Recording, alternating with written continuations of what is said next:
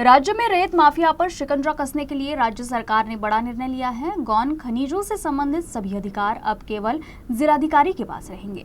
पहले ये अधिकार अपर जिलाधिकारी के पास होते थे, लेकिन राज्य में रेत माफिया पर लगाम कसने के लिए ये अधिकार सीधे जिलाधिकारी को दे दिए गए हैं। राजस्व मंत्री चंद्रशेखर बावनकुले ने इस बात की जानकारी दी।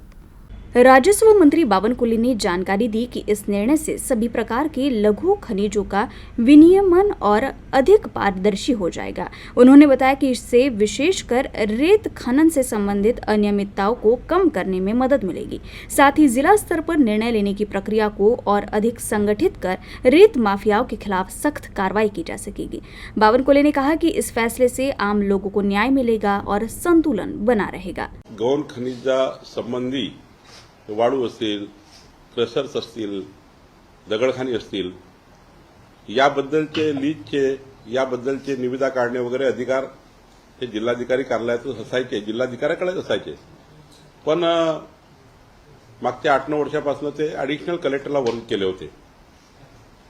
खरं तर गौण खनिज हा अत्यंत महत्त्वाचा विषय आहे आणि यामध्ये जिल्हाधिकारीच यांना प्राधिकृत केलं पाहिजे, जेणेकरून जिल्हाधिकाऱ्यांनी कटाक्षाने गौण खनिज संबंधाने जे काही शासनाचे धोरण आहे ते चांगल्या पद्धतीने आणि योग्य पद्धतीने राबवण्याकरता हे अधिकार आम्ही दिले आहे।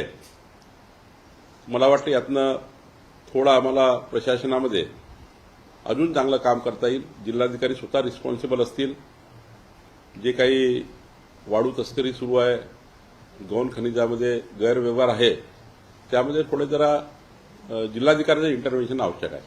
बावनकुले ने बताया कि ये निर्णय तुरंत लागू किया जाएगा और इस संबंध में राजस्व विभाग द्वारा जिला प्रशासन को आवश्यक निर्देश देते हुए एक परिपत्र जारी किया गया है। सभी जिलाधिकारियों को इस फैसले को लागू करने का आदेश दिया गया है। काल आम्ही विस्तृत अभ्यास केला आहे। मी विभागाची बैठक घेतली। वाळू तस्करी संबंधाने आम्ही या ठिकाणी चांगले निर्णय घेतो आहे।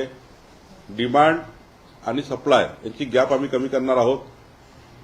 खरं तर जोपर्यंत बाजारामध्ये वाळू हे पूर्णपणे उपलब्ध होत नाही तोपर्यंत तस्करी चालणार आहे आणि त्यामुळे दगडखानीतून येणारी वाळू जी क्रश यार्ड आहे ती किती वापरायची, नदीतली वाळू किती वापरायची, यातून आपल्याला जे गव्हर्नमेंटचे बांधकाम आहेत ते कसे पूर्ण होतील, घरकुलांना गरीब माणसांना रेती कशी मिळेल, याकरता एक विस्तृत धोरण आम्ही या ठिकाणी लवकरच 15 दिवसांमध्ये आणतो आहे।